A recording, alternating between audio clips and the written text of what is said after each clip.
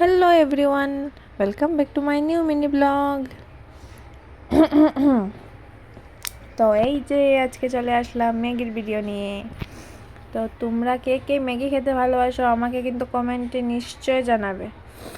আর আমি খাই, ভালো লাগে, ঠিক আছে, বাট এতটাও না। কেউ কেউ আছে ম্যাগি প্রেমী যারা মানে ম্যাগি পেলে আর কিছুই লাগে না, ওদেরকে সবসময় শুধু ম্যাগি আর ম্যাগি ওদের। তো আমি এতটাও ভালোবাসি না, ঠিক আছে, খাই। তো যাই হোক, আজকে আমি ম্যাগিটা কীভাবে বানিয়েছি চলো দেখে নিই। আজকে আমি ম্যাগিটা বানানোর জন্য ঘরে যা যা টুকটাক সবজি ছিল ওইগুলো নিয়ে নিলাম। ফুলকপি, বাঁধাকপি, আলু। তো আলু ফুলকপিটাকে আগে সিদ্ধ দিয়ে জল ফেলে দিলাম। তারপর তেলের মধ্যে একটু ডিম আগে ঝুড়া করে রেখে দিলাম উঠিয়ে আলাদাভাবে।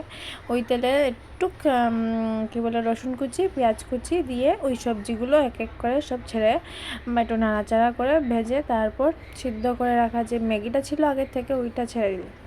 তারপর ওই ম্যাগির মধ্যে ম্যাগি মশলা দিলাম, সামান্য একটু লবণ দিলাম, একটু হলুদ গুঁড়ো দিলাম, একটু জিরে গুঁড়ো দিলাম, দিয়ে একটু নাড়াচাড়া করে আমার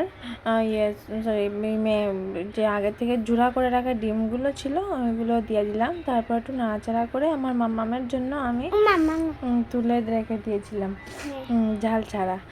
আর তারপর এটার মধ্যে আমি কিছু সস টস অ্যাড করলাম, চিলি ফ্লেক্স অ্যাড করলাম, কেন কি আমার মামা তো ঝাল খেতে পারবে না, তার জন্য ঝাল খেতে পারবে না। ও আচ্ছা।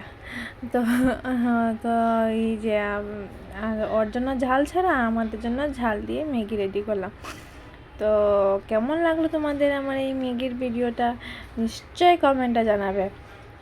টাটা, বাই বাই, দেখা হবে নেক্সট ভিডিওতে।